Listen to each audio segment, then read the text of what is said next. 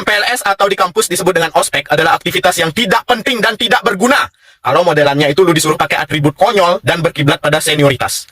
Lu bayangin aja lu baru masuk sekolah yang notabene adalah sebuah instansi pendidikan, lu disuruh melakukan hal-hal konyol yang membuat lu terlihat bodoh.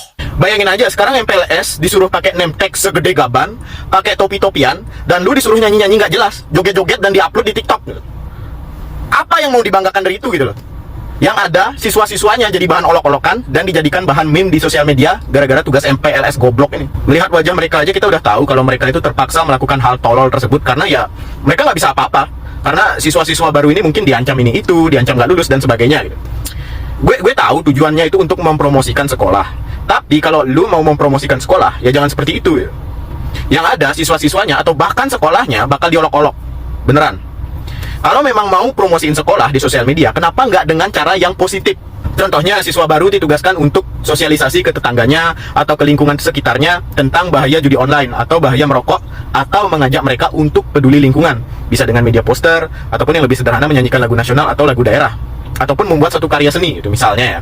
Dan itu bagus dan layak diupload di sosial media sebagai promosi instansi pendidikan. Gue punya pengalaman dulu pas MPLS atau ospek.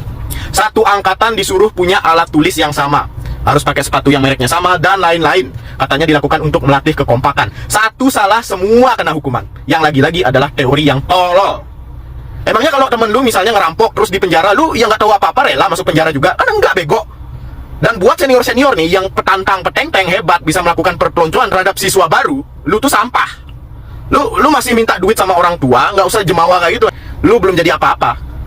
Bayangin pendidikan kita menormalisasikan senioritas pada yang lemah. Dalam kasus ini adalah siswa-siswa baru. Dan ketika mereka menjadi pemimpin ke depannya, akan ada kecenderungan mereka menindas kaum yang lebih lemah, seperti hukum rimba. Kalau lu bilang semua itu untuk melatih mental, gue tempeleng juga pala kau. Senior-senior di sekolah harusnya membimbing siswa-siswa baru biar dia tahu apa aja aturan sekolahnya dan memperkenalkan fasilitas sekolah yang ada. Lu senang gitu ngeliat orang lain menderita? Ya lu calon-calon koruptor. Kalau ada yang bilang, ini masih mending deh, kami dulu lebih parah dari kalian, lu tempeleng aja palanya. Lu harusnya dengan sedikit otak di kepala lu bisa bedain mana yang benar, mana yang salah.